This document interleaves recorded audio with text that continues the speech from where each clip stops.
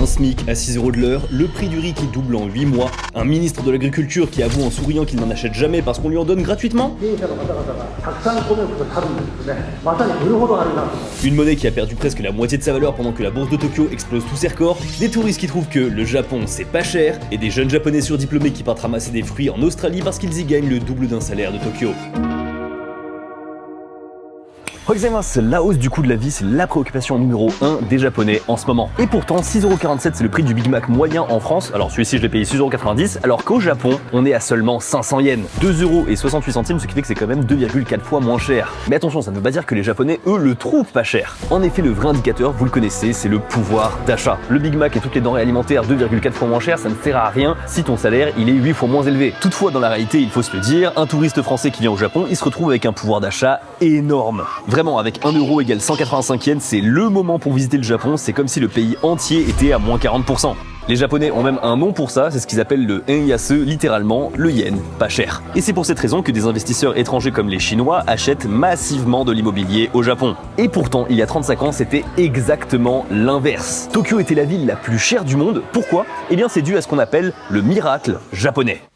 1945, le Japon est littéralement rasé. Tokyo est détruite aux 2/3, l'industrie est à genoux et les gens meurent de faim. 23 ans plus tard, en 1968, le Japon devient la deuxième économie mondiale, devant l'Allemagne, devant la France, devant tout le monde sauf les États-Unis. Et ça, c'est grâce aux États-Unis qui en a fait un paradis capitaliste. À tel point que dans les années 80, ça part complètement en vrille. Le Japon ne rattrape plus le monde, il commence à l'acheter. Sony rachète les studios Columbia à Hollywood, Mitsubishi rachète le Rockefeller Center en plein Manhattan, et donc les Américains sont en panique totale. On écrit des bouquins sur la menace japonaise, on casse même des Toyota dans la rue et on en fait même des références dans des films comme Blade Runner. Et même si j'en ai marre d'entendre cette anecdote, je vais la redire aussi. À Tokyo, l'immobilier avait atteint des prix tellement absurdes que le terrain du palais impérial, à lui tout seul, vaudrait plus cher que toute la Californie. Bien sûr, ce n'est pas réel, c'est spéculatif, c'est une bulle, donc en 1991, elle éclate. L'immobilier s'écrase, la bourse plonge, les banques se retrouvent gavées de crédits pourris, et c'est là où commence ce que les Japonais appellent Ushinawareta Sanjunen, les 30 années perdu. Rien ne bouge, et même les prix ne montent pas. Ça peut paraître cool, mais ce que ça veut dire, c'est que les entreprises n'investissent plus. Bon, ça on s'en fout à la limite, mais c'est surtout que les salaires, eux, ils restent figés. Le coup de grâce, c'est une statistique de l'OCDE, comme quoi la Corée du Sud a dépassé en 2015 le salaire moyen des Japonais. Ah ça, pour le coup, pour les Japonais, la pilule, elle est dure à avaler.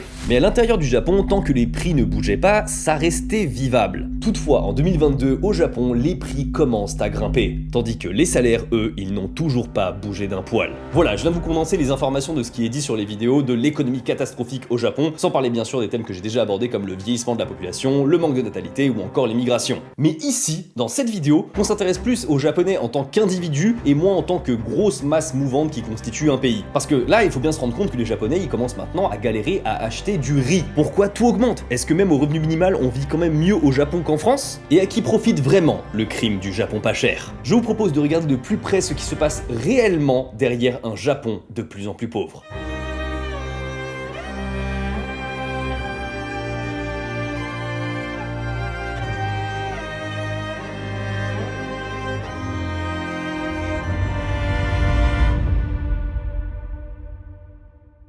C'est quand même hallucinant de voir qu'un aller-retour Paris-Tokyo est toujours moins cher qu'un Tokyo-Paris. Ça aussi c'est peut-être dû au yen qui chute, mais il y a toujours un moyen de se battre contre ça. C'est en se géolocalisant ailleurs. Sur certains sites de réservation comme Booking, se géolocaliser ailleurs permet de réduire la facture totale. Et une autre problématique, c'est aussi les chiffres de cette vidéo sur les sites officiels qui sont souvent géorestreints et sont bloqués uniquement au Japon. Mais en seulement quelques clics, je me géolocalise numériquement au Japon alors que je suis en France. C'est pareil pour les séries Netflix, Crunchyroll ou toute autre plateforme de streaming. Et pour résoudre tous ces problèmes, j'ai bien sûr CyberGhost VPN. Ça coûte même pas un café en terrasse par mois, c'est 2 € et quelques centimes par mois. Et ça c'est grâce aux 83% de réduction pour un abonnement de 2 ans. Surtout qu'il y a quand même 4 mois qui sont offerts directement sur l'abonnement. Et pour vraiment tout ce que ça débloque, vous devriez même pas trop hésiter en vérité. Mais si jamais c'est satisfait ou remboursé pendant 45 jours. Et CyberGhost VPN vous encourage même à partager votre compte parce que vous n'avez pas 1, 2 ou 3 appareils, mais carrément 7. Autre utilité, c'est pour empêcher bien sûr les hackers de récupérer les données lorsque vous êtes sur des Wi-Fi publics. Mais ça je pense que bien sûr vous connaissez, et le tout c'est bien sûr avec le lien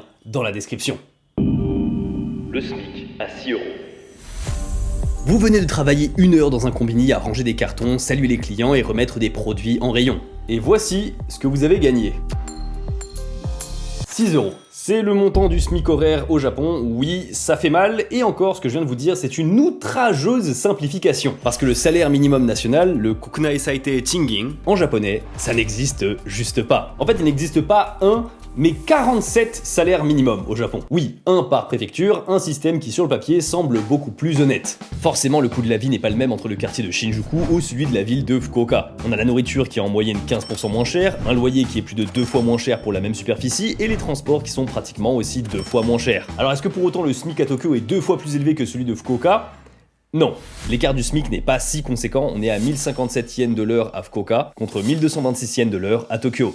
Un écart de seulement 16%. Mais la véritable comparaison dont on a besoin pour véritablement comprendre la situation japonaise, c'est la différence entre un SMIC en France et un SMIC au Japon. Factuellement, est-ce que les personnes qui sont au SMIC au Japon s'en sortent mieux que les personnes au SMIC en France ? Je pense que vous ne devinerez jamais la réponse. Pierre gagne au SMIC 1867 € et 2 centimes, contre 185 800 yens pour Tanaka. Mais attention, il s'agit là du salaire brut, donc il faut retirer les cotisations. Ce qui fait passer Pierre à 1477 € et 93 centimes contre 155 200 yens pour Tanaka. Et déjà là, si on fait la conversion yen en euros, l'écart est cataclysmique. On est à 854 € et 49 centimes pour le SMIC japonais, soit un peu plus que la moitié du SMIC français. Vient la plus grosse dépense, le loyer, et déjà la comparaison devient difficile. Entre les colocs en France et les share house au Japon, c'est compliqué de fixer un barème égal. Alors j'ai décidé dans les deux cas de prendre un logement très petit de 15-18 mètres carrés qui est en ville, mais en dehors du centre-ville. Je tombe alors sur une moyenne de 600 € à Paris et 52 000 yens à Tokyo. De même, j'ai pas pris en compte la caution, le leiking, le shikiking, mais disons que ça s'égalise à peu près. Ensuite vient la seconde dépense, la nourriture. Pareil, beaucoup de différence entre le prix des aliments et le type de nourriture. Vous savez très bien que les fruits c'est plus cher au Japon, mais les protéines comme la viande de bœuf ou le poulet c'est moins cher au Japon. Alors au Japon, pour 1500 yens par jour, tu t'en sors largement, tu peux même aller de temps en temps au restaurant de quartier. Donc si on serre un peu la ceinture, on peut imaginer qu'on peut tomber à 1000 yens par jour. Ça nous donne 30 000 yens par mois, et à Paris, selon l'INSEE, un Français dépense en moyenne 310 € par mois pour la nourriture. Prochain point, les transports. Contrairement en France où l'employeur prend en charge 50% de l'abonnement Navigo, au Japon la prise en charge est de 100%. Toutefois, faut quand même être honnête, c'est pas le même système. En France, l'abonnement c'est pour toute une zone ou même plusieurs zones, alors qu'au Japon, c'est sur un trajet précis et ça uniquement pour les jours de travail. Bref, je vous épargne les calculs restants avec l'eau, le gaz, l'électricité et les abonnements téléphoniques et on arrive à ce tableau. Boum, on voit que Tanaka se débrouille beaucoup mieux que Pierre parce qu'il lui reste encore 37% de son salaire après les dépenses principales. Alors que pour Pierre, lui, il ne lui reste plus que 25,5%. Tanaka a certes moins d'argent une fois converti en euros, mais proportionnellement à son salaire, le SMIC japonais permet plus de pouvoir d'achat. Objection! Un nouvel acteur fait son apparition et avec lui, tout va changer. Ce sont les aides sociales. En France, avec la prime d'activité plus Paris Logement, sans même prendre en compte les APL, donc l'aide personnelle au logement, Pierre récupère 324 € par mois. Alors qu'au Japon, c'est beaucoup moins. Nada. C'est comme ça que les situations s'inversent et on se retrouve avec un salaire pour vivre au SMIC bien plus confortable en France par rapport au Japon. Donc j'espère qu'avec cette simulation vous comprenez plus factuellement ce qui se passe au Japon. En revanche, là où je pourrais pousser la simulation encore un peu plus loin, c'est que pour Tanaka, c'est entre guillemets facile de gagner plus. Étant donné que c'est le plein emploi au Japon et qu'il y a carrément un manque de main d'œuvre dans beaucoup de secteurs, c'est pas trop compliqué de se rajouter quelques heures par-ci par-là avec le système des baito, des jobs à temps partiel. En revanche, pour Pierre, avec le système des CDD et des CDI, eh bien, à part les heures sup, c'est compliqué. Et il faudrait que le patron accepte ces heures supplémentaires et accepte de les payer. Bon, ça c'est encore autre chose. Et je vais aller même encore un cran plus loin en disant que même s'il les obtient, eh bien, c'est pas si intéressant que ça. Pour chaque 10 € en plus sur son salaire, c'est 4 € d'aide en moins. Donc jusqu'à environ 2000 € net par mois, la courbe du revenu disponible après impôt en France, elle est très lente à monter. Surtout qu'en plus, eh bien, le SMIC japonais, il vient d'augmenter. Très récemment, le gouvernement a voté une hausse de 55 yens, ce qui fait passer la moyenne nationale à 1176 yens. Cependant, il y a quand même deux choses à noter. La première, c'est qu'à la base, ce SMIC japonais horaire, il devait passer depuis 2020 à 1500 yens de l'heure. Donc déjà, on est pas mal en retard sur le programme et discrètement, ils l'ont retardé à 2030. Et seconde chose, c'est ce que je vous ai dit au début, une hausse de salaire en soi, ça ne sert à rien si le prix des étiquettes au supermarché grimpe plus vite. Alors il va falloir qu'on parle du produit de nécessité le plus emblématique, le plus sacré et le plus indispensable du Japon. C'est l'histoire du petit grain de riz qui a fait tomber un ministre. La récolte du riz de l'ère Heiwa. 53 kilos. c'est la consommation moyenne de riz par an par japonais. Ça fait quasiment 1 kg par semaine, mais le riz ce n'est pas juste l'aliment le plus consommé du Japon. C'est un produit culturel, sacré, économique et qui a même servi de monnaie. Vraiment, tu veux savoir comment va le Japon, tu regardes son riz. Et autant vous dire que depuis août 2024, ça ne va pas du tout. はい、皆さんお気づきの通り町からお米が今なくなっているんです。スーパーでは完売状態、もし買えたとしてもお一人一袋のみなどと制限がかかっている状態で、きっと焦っているのは我が家だけではないはずです。Début août 2024, on se retrouve avec des étalages vides et les supermarchés sont obligés de mettre en place une limite de vente avec seulement un sac de riz de 3 ou 5 kg par personne. En un mot, c'est la pénurie. Puis quelques semaines plus tard, quand de maigres stocks reviennent, c'est la flambée des prix. On passe de 2000 yens les 5 kg à 2800 yens fin août 2024. 40% d'augmentation. Je sais pas si vous vous rendez compte, 40% d'augmentation sur un produit du quotidien. Mais alors, à quoi est due cette situation? Alors, on a des explications dans tous les sens, mais globalement, il y en a 3 qui ressortent. La première, la météo. Les étés 2023 et 2024 ont été historiquement caniculaires. Les récoltes ont souffert, la qualité s'est effondrée et donc le rendement est très mauvais. C'est vrai, mais c'est quand même insuffisant pour justifier une pareille crise. La seconde explication, la préférée de beaucoup de Japonais à ce moment-là, les touristes. 42 millions d'étrangers qui se goinfrent d'onigiri, forcément, ça vide les stocks. Le ministère de l'Agriculture a dû lui-même produire un document en octobre 2024 avec une slide particulière dédiée à ce problème. L'estimation de la hausse de demande de riz liée aux visiteurs étrangers. La consommation de riz de ces 42 millions de touristes, 51 000 tonnes de riz, 0,7% des quelques 7 millions de tonnes consommées par an par les Japonais. C'est une goutte d'eau. Allez, je vous donne maintenant la vraie raison, la troisième. Été 2023, il y a bel et bien une canicule qui freine la production, mais la vraie étincelle, c'est le 8 août 2024.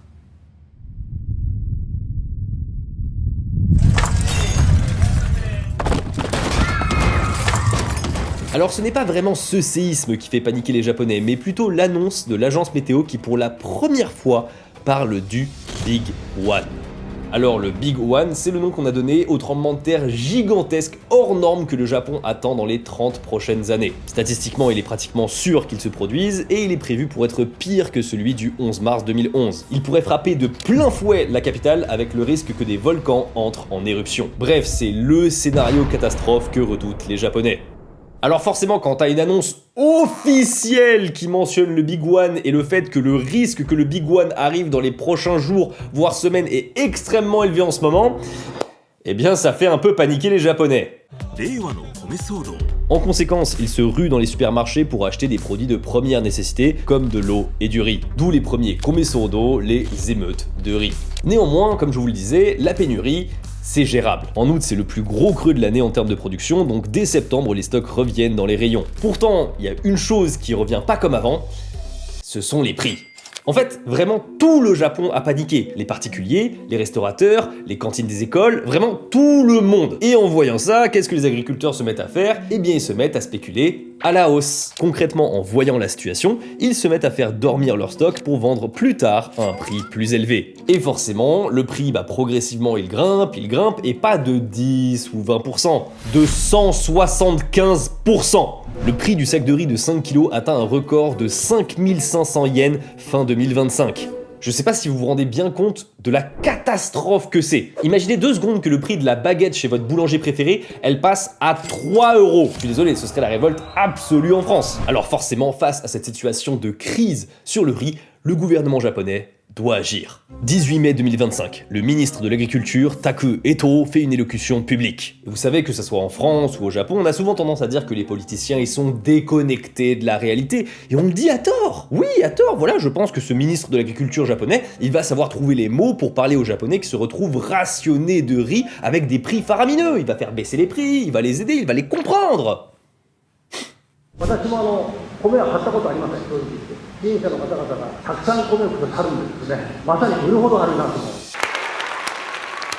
Vraiment, merci beaucoup aux politiciens japonais d'être toujours aussi comiques et de redoubler d'ingéniosité pour dire de la merde. Nous avons donc une vidéo, des reprises même en dehors du Japon, des tweets, dont un à 48 000 likes et 4 millions de vues, et enfin une démission 72 heures plus tard.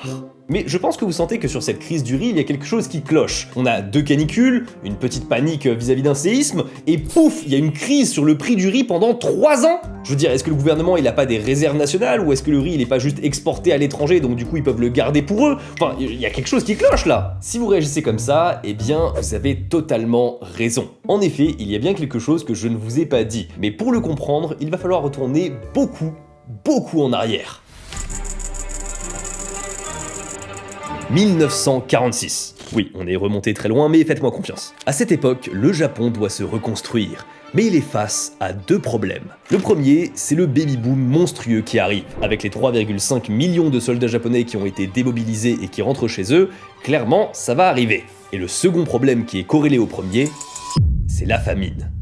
Pour lutter contre cette crise, le gouvernement japonais rationne le riz, ou plutôt continue de rationner le riz, car en effet il le faisait déjà pendant la guerre, et les rations sont claires, 300 grammes de riz par jour pour un adulte. Ça fait environ donc 1000 kcal par jour, ce qui est largement insuffisant pour un homme adulte qui en a besoin à peu près du double. Et encore, ça c'est sans compter les défauts de ravitaillement qui laissent la population sans nourriture pendant parfois plusieurs jours. On compte quand même à cette période par jour plus de 60 morts à Osaka liés à la malnutrition. Alors forcément, le marché noir avec des prix faramineux fleurit. Mais il y a aussi des trains bondés qui partent depuis les grandes villes vers les campagnes. Les citadins partent vendre leurs kimonos aux paysans contre des denrées alimentaires. Ce mode de vie a un nom très explicite d'ailleurs, Takenoko Seikatsu, littéralement la vie en pousse de bambou. Derrière ça, on a l'idée qu'on se déshabille peu à peu, couche par couche, comme on épluche une pousse de bambou. Et pour comprendre à quel point le Japon est dans une situation de crise vis-à-vis de la nourriture, je vous propose l'histoire d'un juge japonais, Yamaguchi Yoshitada. En 1946, il est chargé de juger les gens arrêtés pour possession de riz du marché noir. Toutefois, lui non plus n'est pas épargné par le rationnement. Il donne l'essentiel de ses rations à ses 2 enfants, vit avec sa femme de bouillie quasiment réduite à du jus,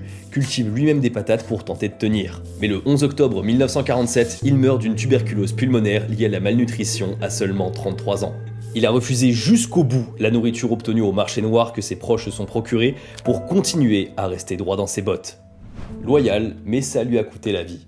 Bref, face à la famine, réaction logique du Japon, on cultive le plus de riz possible. Et c'est comme ça que très vite, en 1960, donc un peu plus de 10 ans plus tard, on arrive à un point de bascule. Le Japon a produit beaucoup de riz. Mais la consommation par japonais, elle, paradoxalement, elle diminue. Et oui, avec l'occidentalisation, le pain et les pâtes prennent un peu plus de place. Après, on reste quand même à 118 kg par an par japonais, ce qui est quand même plus du double d'aujourd'hui. Toutefois, là, les paysans à qui on a demandé de produire d'urgence plus de riz, eh bien ils se retrouvent avec un problème, un nouveau problème, l'excédent de riz. Et je viens de dire que c'est leur problème, mais en vérité, c'est faux. C'est pas leur problème, c'est le problème de l'État. Effectivement, l'État achète quoi qu'il arrive à un prix fixe le riz. Donc c'est l'État japonais qui se retrouve dans la panade avec des montagnes de riz qui s'accumulent d'année en année. Et comme la situation devient intenable avec tous ces sacs de riz partout, eh bien il décide de voter en 1970 une nouvelle loi, Gentan Seisaku. Cette loi paye les agriculteurs qui ne cultivent pas de riz. Oui, je peux vous répéter si vous voulez. L'État japonais a pendant plus de 50 ans payé les agriculteurs pour qu'ils ne cultivent pas de riz. 150 000 yens par hectare abandonnés tous les ans. Forcément, avec une telle prime, il n'a pas fallu attendre longtemps avant que des effets pervers débarquent. C'est comme ça que la plupart des agriculteurs au Japon se contentent de toucher les subventions et ne cultivent plus qu'une minuscule parcelle de riz pour ne pas perdre le bénéfice du système. Et c'est comme ça qu'on se retrouve avec 1,2 million d'exploitations de moins de 1 hectare, avec des coûts de production qui sont forcément astronomiques et des rendements catastrophiques. La bêtise, elle coûte 500 milliards de yens par an à l'État japonais, et en plus, ça rend le prix du riz trop élevé pour l'export. Et oui, révélation, même avec un yen faible et un pouvoir d'achat plus fort au Japon qu'en France, eh bien le prix du riz au Japon est en moyenne 2 fois plus cher que le prix du riz en France. 2,30€ le kilo en France contre 4,23€ le kilo au Japon. Et ça c'est avec la France. Si vous comparez avec la Chine qui est juste à côté, mais c'est une humiliation. Leur riz est juste 4 fois moins cher qu'au Japon. Donc bien sûr, pour ne pas que le marché japonais se fasse envahir par le riz chinois, le gouvernement a mis une taxe de 777,7% au-delà d'un certain quota de riz par an pour toujours plus protéger les agriculteurs japonais. Et là vous vous dites, mais attends, le gouvernement japonais quand même il chouchoute beaucoup les agriculteurs dans leur pays. C'est un hasard, bien sûr, c'est un hasard. Les agriculteurs sont historiquement un gros vivier d'électeurs du PLD, le parti libéral-démocrate qui règne sur le Japon quasi sans interruption depuis presque 70 ans. Et tout de suite, on comprend mieux pourquoi le ministre de l'Agriculture, il recevait beaucoup de riz sans avoir à en payer.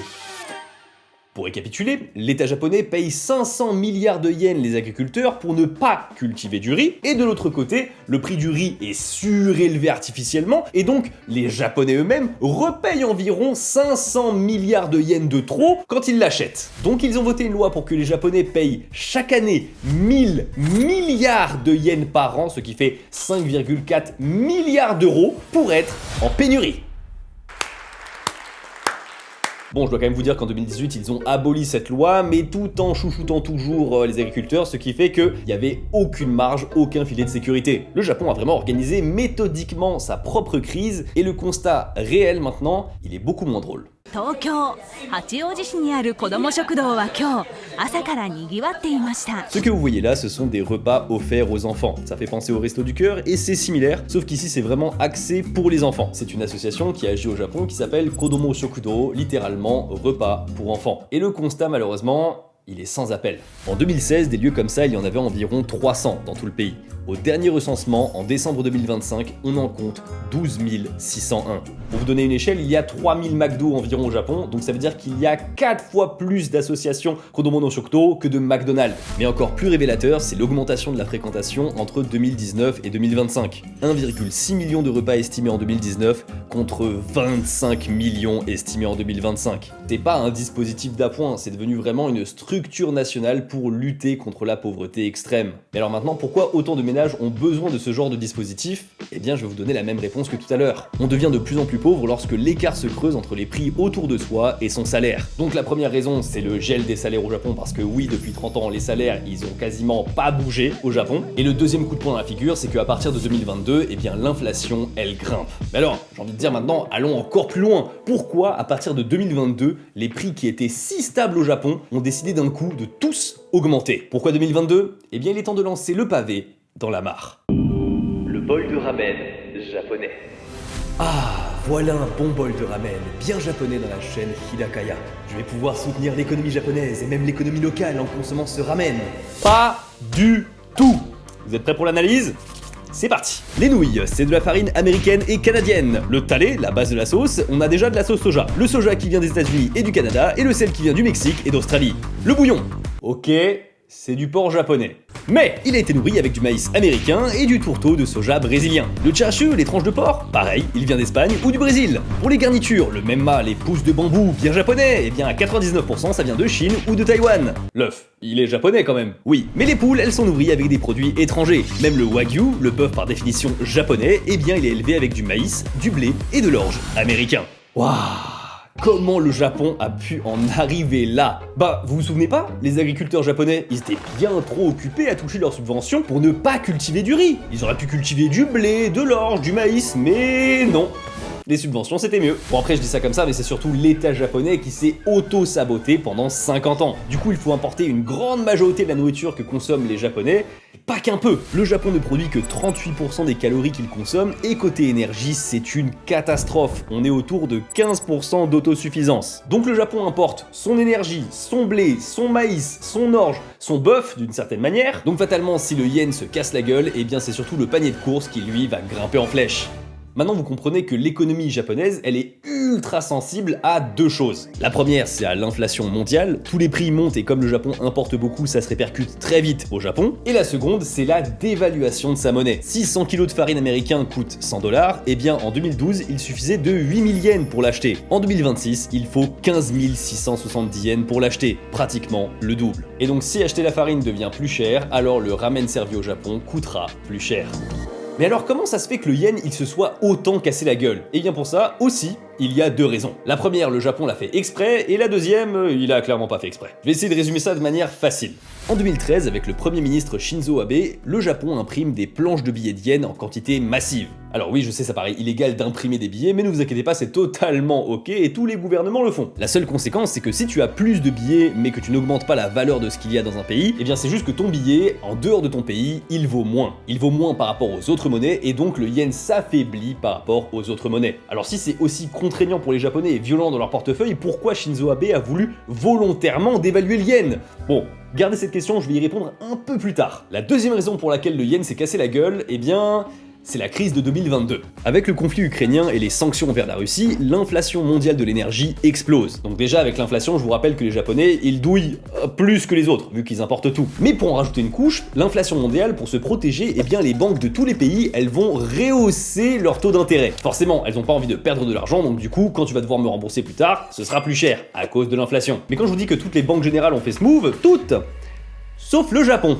Oui, le taux de la banque japonaise, il est resté à 0. Alors pourquoi la banque japonaise n'a pas augmenté son taux d'intérêt? Eh bien c'est parce que la dette japonaise appartient à la banque japonaise. Donc si elle monte le taux d'intérêt, eh bien le Japon, il va devoir rembourser plus, sachant que la dette japonaise est déjà à 9000 milliards de dollars, 250% du PIB. Sauf que, si tu as des dollars, eh bien tous les ans, tu as 5% de plus, et si tu as des yens, eh bien ça ne bouge pas. Conséquence logique, les marchés mondiaux commencent à vendre du yen.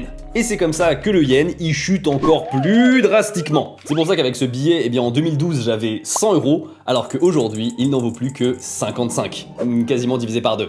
Mais alors maintenant, on va poser ce billet et on va poser la question qui fâche. À qui profite le crime? Il y a forcément quelqu'un qui s'en met plein les poches dans cette histoire. L'enquête va être extrêmement complexe pour comprendre qui est derrière l'appauvrissement des Japonais. Ah bah non, en fait c'est super facile. C'est sous les yeux de tout le monde. Il suffit de voir ce graphique. C'est l'indice boursier japonais, le Nikkei 225. Grossièrement, c'est la moyenne des 225 plus grosses entreprises japonaises. Et là, vous commencez à voir quelque chose. C'est qu'on te répète que la société va mal, le vieillissement de la population, c'est critique, l'appauvrissement, il grimpe en flèche. Et pendant ce temps, depuis 2013, le Japon, il fait une remontada économique du feu de Dieu. Alors oui, on voit bien qu'en 1991, il y a l'éclatement de la bulle économique et que ça se casse la gueule, mais que depuis 2013, ça monte. Ça monte, ça monte, et depuis 2022, tiens, c'est l'année où le yen a commencé vraiment à se casser la gueule, c'est la folie! En février 2024, l'indice Nikkei a retrouvé le même taux qu'avant l'éclatement de la bulle économique. Vous vous souvenez de cette période qui est décrite comme l'âge d'or capitaliste, l'Eldorado, on se torchait le cul avec des billets? Je suis dans l'obligation de vous dire que aujourd'hui, là, cet âge d'or, il paraît ridicule! La barrière des 70 000 points a été franchie pour la première fois en juin 2026. C'est pratiquement le double de ce qu'il y avait durant la période de la bulle économique. Donc le Japon qui va mal, c'est faux. Les Japonais vont mal. Mais les grosses entreprises japonaises, elles, et je veux que vous reteniez ça, elles ne se sont jamais, et je dis bien jamais, aussi bien portées de toute l'histoire. Pour preuve, les grandes entreprises japonaises devraient enregistrer des bénéfices nets records pour la 5e année consécutive. Et tiens, encore une fois, ça correspond environ à 2022. Alors comment ils ont fait autant de bénéfices et pourquoi un yen faible et une inflation au Japon, ça les arrange? Eh bien, il est temps pour moi de vous reprendre la question que j'avais mis en suspens tout à l'heure. Pourquoi Shinzo Abe a dévalué le yen volontairement? Et vous allez voir, c'est super simple. L'idée, c'est qu'un yen faible, ça rend les Toyota et les Sony moins chers à l'export. Ces entreprises ensuite rapatrient des dollars et elles les convertissent en beaucoup plus de yens qu'avant, vu que le yen est dévalué. Les profits donc naturellement remontent et pouf, la déflation est vaincue. Et on voit qu'il avait pas tort. Effectivement, depuis 2013, progressivement, l'indice Nikkei est remonté et donc ça veut dire que les grosses entreprises japonaises se sont relevées. Mais alors ce qu'il n'avait pas prévu, c'était bien sûr la dévaluation en 2022. Et là, ça a été la fête du slip pour les entreprises. Encore plus de bénéfices au taux de change et c'est comme ça que les bénéfices de l'automobile et de l'électronique japonais ont plus que doublé en 5 ans. Et maintenant, pourquoi l'inflation au Japon, donc de manière locale, ça les arrange aussi? Parce qu'après 30 ans où augmenter les prix était juste impensable au Japon, les entreprises de services peuvent enfin relever leurs tarifs sans avoir peur de perdre leurs clients. Ils ont pas peur parce qu'il y a tout qui augmente. Alors s'ils augmentent avec, pas grave. Donc, résumé cynique, la population japonaise souffre pour permettre aux grosses entreprises japonaises d'engranger des bénéfices records. Alors oui, c'est cynique, mais c'est aussi une première étape nécessaire pour que les grosses entreprises, elles se remettent à embaucher et qu'elles fassent grimper les salaires. Et ils vont augmenter les salaires, hein? L'espoir.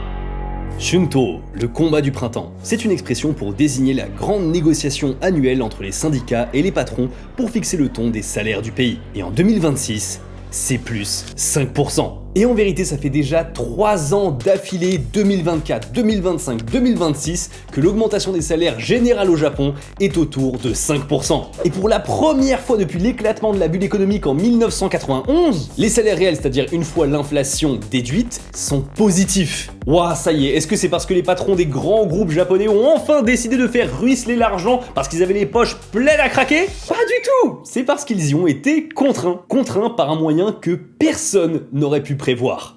la démission. Oui, les grosses boîtes japonaises n'avaient clairement pas vu venir le coup. Au Japon, la tradition c'est de rentrer dans une boîte et de ne jamais en sortir. À l'époque, c'était vu comme une trahison de quitter sa boîte. Sauf qu'avec la pénurie de main-d'œuvre, parce qu'il y a 900 000 japonais en moins chaque année, eh bien, le rapport de force entre l'employé et l'employeur, il s'inverse. Pour la première fois depuis 30 ans, démissionner est devenu une arme, tenshoku en japonais. Et donc pour garder ou recruter des bons éléments, les grands groupes n'ont plus d'autre choix que de faire monter les salaires. Après, je dois quand même vous dire que cette pénurie de main-d'œuvre, elle n'a pas non plus que des bons côtés. Parce que les petites et moyennes entreprises qui emploient quand même 7 salariés sur 10 au Japon, eh bien elles en souffrent énormément. Beaucoup mettent la clé sous la porte, étranglés entre pénurie de main-d'œuvre et coûts qui montent. C'est pour ça que je vous disais bien depuis tout à l'heure que ce sont les grosses entreprises qui font des bénéfices records, pas les petites ou les moyennes. Toutefois, certains Japonais ont décidé d'appliquer à leur propre échelle ce que font les grands groupes japonais, c'est-à-dire vendre à l'étranger en dollars et puis rapatrier les bénéfices et les convertir en yens. Donc en gros, eux, ils vont pas vendre à l'étranger,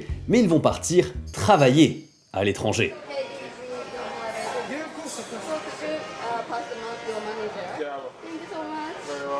Ce sont les Desaki, littéralement partir gagner sa vie ailleurs. Historiquement, c'est le mot des paysans du Nord qui descendaient travailler à Tokyo l'hiver. Puis dans les années 90, on utilise ce mot pour désigner les Brésiliens d'origine japonaise et les Philippins qui venaient trimer dans les usines japonaises, attirés par les salaires du pays riche. Mais depuis 2 ou 3 ans, vous l'avez compris, les médias japonais l'utilisent pour désigner les Japonais eux-mêmes.